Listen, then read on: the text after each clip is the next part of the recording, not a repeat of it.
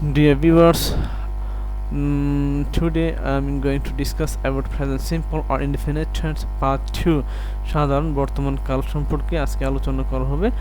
Structure 1 subject plus B1 or object structure বা গঠনশৈলী এক নম্বরে রয়েছে প্রথমে থাকবে সাবজেক্ট, তারপর থাকবে B1 বা ভার্বের প্রেজেন্ট ফর্ম, তারপর থাকবে অবজেক্ট বা কর্ম।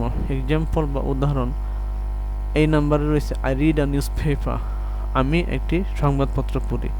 এক্ষেত্রে আই হলো সাবজেক্ট, যেহেতু পড়ার কাজটা করতেছে আই, তাই আই হলো সাবজেক্ট। আমরা জানি যে বাক্যে যে কাজ করে সেই সাবজেক্ট হয়। আই কি করতেছে? পড়তেছে। কাজটা কি? পড়া। আমরা জানি যে শব্দ দিয়ে কোনো কাজ করা বোঝায় সেটা হবে একটি ভার্ব। ইংরেজিতে বলা হয় ভার্ব, বাংলায় বলা হয় ক্রিয়াপদ। আমি কি পড়ি? আর নিউজ পেপার, একটি সংবাদপত্র পড়ি। আমরা জানি কি দ্বারা প্রশ্ন করলে, ক্রিয়াপদকে কি দ্বারা প্রশ্ন করলে যে উত্তর পাওয়া যায় সেটা হয় একটা অবজেক্ট। এক্ষেত্রে a newspaper is an object. Newspaper হলো একটি object. Here I subject read the present form of the verb, অর্থাৎ V1। আমরা জানি ভার্বের সাধারণত তিনটি রূপ রয়েছে, যেমন do, did, done. Do, did, done. Do হলো 1, ডিড B2, ডান B3। আর নিউজ পেপার অবজেক্ট বা কর্ম। B number we play football, আমরা ফুটবল খেলি। এক্ষেত্রে উই হলো সাবজেক্ট, প্লে B1 বা ভার্বের প্রেজেন্ট ফর্ম বা বর্তমান রূপ, ফুটবল অবজেক্ট। আচ্ছা, এক্ষেত্রে আমরা যদি প্লেকে প্রশ্ন করি যে আমরা কি খেলি, তাহলে উত্তর আসবে ফুটবল। তাহলে ক্রিয়াকে কি বা কাকে দ্বারা প্রশ্ন করলে যে উত্তর পাওয়া যায় সেটা হবে অবজেক্ট। যেহেতু এক্ষেত্রে কি দ্বারা প্রশ্ন করলে ফুটবল আসে, সেহেতু ফুটবলটা হবে অবজেক্ট। যাই হোক, number C, we help the poor, আমরা দরিদ্রদেরকে সাহায্য করি। Here we subject, help B1 বা ভার্বের present form, the poor object.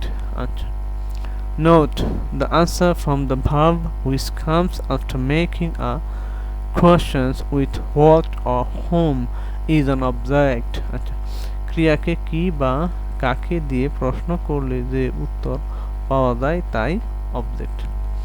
আমরা পরবর্তী স্লাইডে চলে যাচ্ছি।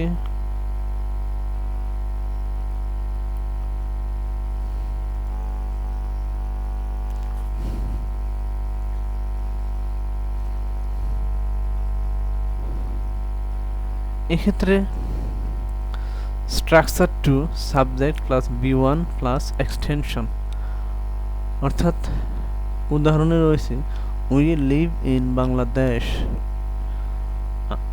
এর অর্থ হচ্ছে আমরা বাংলাদেশে বাস করি।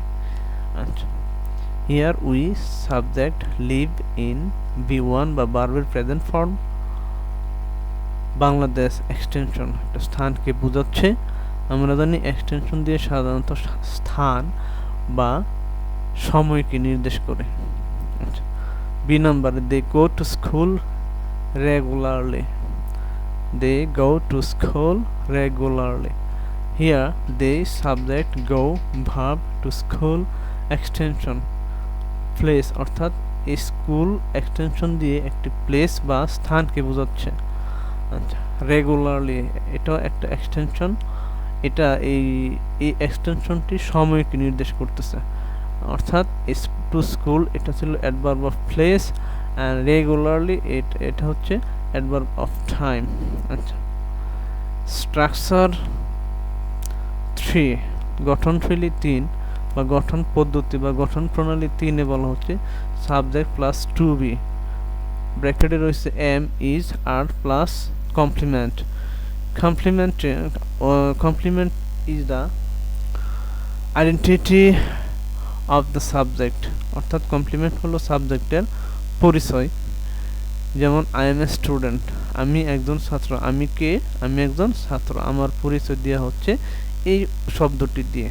আচ্ছা, আই যেহেতু এখানে সাবজেক্ট, আর এই স্টুডেন্ট শব্দটি সাবজেক্ট সম্পর্কে বলা হচ্ছে বা সাবজেক্টের পরিচয় দিচ্ছে বা বর্ণনা দিচ্ছে, তাই স্টুডেন্ট এই স্টুডেন্টকে বলা হচ্ছে complement. Here I subject am to be verb student complement. Number B, he is a teacher, তিনি একজন শিক্ষক। আচ্ছা, here he subject is to be verb teacher complement. আচ্ছা, আমরা এক্ষেত্রে সাবজেক্টের পরে সাবজেক্ট যদি আই ব্যবহার করি তখন এম ব্যবহার করব, যেমন আই এম এ স্টুডেন্ট। আচ্ছা, যদি সাবজেক্ট উই হয়, we are student, we are student. আমরা স্টুডেন্ট বলি, স্ট্যান্ডার্ড প্রনাউন্সিয়েশন হবে student, student. We are student, আর এর উচ্চারণটা স্ট্যান্ডার্ড প্রনাউন্সিয়েশন বা শুদ্ধ উচ্চারণ হবে আ, বানান হবে এ আর ই, আর উচ্চারণ হবে আ, আ।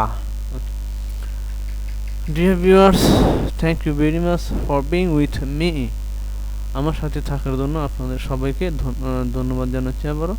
মে পিস বি আপন ইয়োর, সকলের উপর শান্তি বর্ষিত হোক।